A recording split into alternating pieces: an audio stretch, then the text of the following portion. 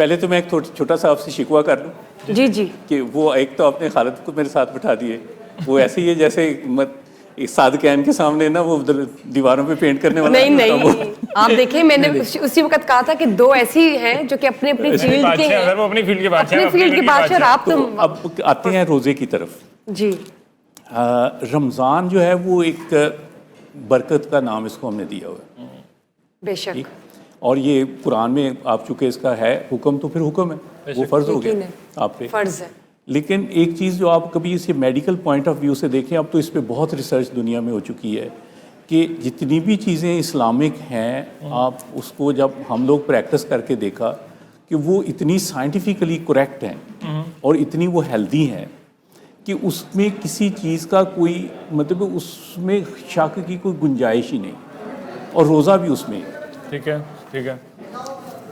دنیا اب آ رہی ہے وہ انٹرمیٹنٹ فاسٹنگ کی طرف. بالکل ایسے ہی ہے، بالکل ایسے ہی. یہ اب آپ کا کلچر جو اسلام نے پہلے بتا دیا، آپ 1400 سال پہلے میں بتا دیا گیا. ٹھیک، یہ انٹرمیٹنٹ فاسٹنگ آپ کی انتڑی کو ایک ریسٹ دیتی ہے، ٹھیک ہے.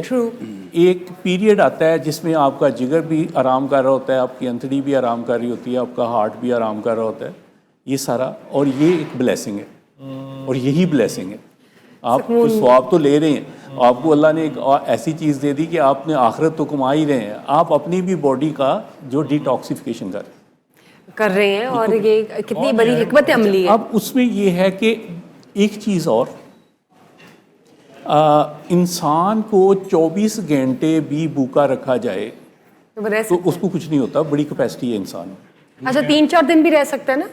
پانی کے بغیر 3-4 دن نہیں رہ سکتا، لیکن کھانا کھائے بغیر پھر بھی رہ سکتا ہے. اگر آپ اس کو پانی دے رہے ہیں، اس کے نمکیات پورے کر رہے ہیں. آپ دیکھیں آپ کا مریض ہے، اس کو آپریشن کرتے ہیں پیٹ پہ خاص طور پہ انتڑی کا، تو 2-3 دن تو بھوکا وہ ویسے ہی رکھتے ہیں، کم از کم 72 گھنٹے، ٹھیک ہے. اس وقت کیا کر رہے ہوتے ہیں آپ؟ ایک وہ پانی اور اس میں چند نمکیات ہیں وہ جو دے رہے ہوتے ہیں، تو مریض آپ کا ٹھیک رہتا ہے، حالانکہ اس کو ٹراما بھی ہو، سرجری کا ٹراما بھی ہوا ہے، وہ ایک نارمل ہیلدی پرسن نہیں ہے، وہ پہلے بھی بیمار تھا.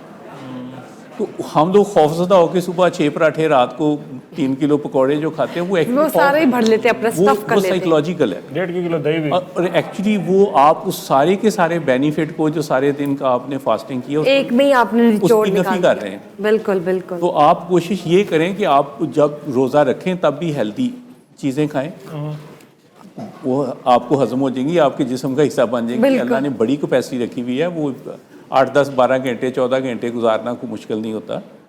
اور اس کے بعد جب آپ واپس اس کو کریں تو آپ اپنے معدے کو جو ہے وہ ایک اس پہ بوجھ نہ لاد دیں، اس کو آرام سے، اس کو جس طرح کے طریقہ ہے مسنون طریقہ کیا ہے، آپ کھجور کھائیں، پانی پئیں، نماز پڑھیں، آپ کو وقفہ مل گیا، تھوڑا سا آپ کو ری ہائیڈریٹ ہو گئے، پھر آپ تھوڑا سا کھانا کھائیں، پھر جا کے دوبارہ نماز پڑھیں عشاء کی، آپ کی ورزش ہو جاتی ہے، آپ کا ایک طرف یہ بھی ایک دلی سکون بھی ملتا ہے، آپ اللہ کا شکر ادا کرتے ہیں کہ میں نے اتنا عرصہ کوئی چیز اللہ کی نعمتوں میں سے نہیں لی. تو اپنے آپ کو سنبھالیں، اس میں ضرورت نہیں، آپ نے کوئی کمی واقعہ نہیں ہو گئی 12 گھنٹے میں یا 14 گھنٹے. 100% میک سینس جی، absolutely right and on point. ہمارا یہ سیڈلی یہ اسی طرح ہے کہ جس طرح میں آپ 6 کلومیٹر کی واک کر کے ہیں اور 1 کلو جلیبیاں کھا لیں، وہ تو پھر آپ نے ایون کر دیا نا، کر دیا نا اس کو سارا، خراب کر دیا آپ نے ساری ہم لوگ کرتے کیا ہے کہ ایک اچھا کام کر کے پھر ہم اس کو خراب کر دیتے ہیں. ایسے نہیں کرنا، اچھا کام کر کے خراب نہیں کرنا. ڈاکٹر صاحب جی میں یہ چاہ رہا تھا کہ جو ٹائم ہوتا ہے، وقت ہوتا ہے جب ہم افطار کرتے ہیں تو اتنی ساری چیزیں وہاں پڑی ہوتی ہیں، نہ چاہتے ہوئے بھی ہم لوگ بس وہ ایک جب پکڑتے ہیں کسی نمکین چیز کو، وہ 1 2 3 4 پھر اسی نفس پہ قابو پانا ہے ڈاکٹر صاحب، اور یہ ہم کوشش کریں کہ ناظرین کو بتا سکے.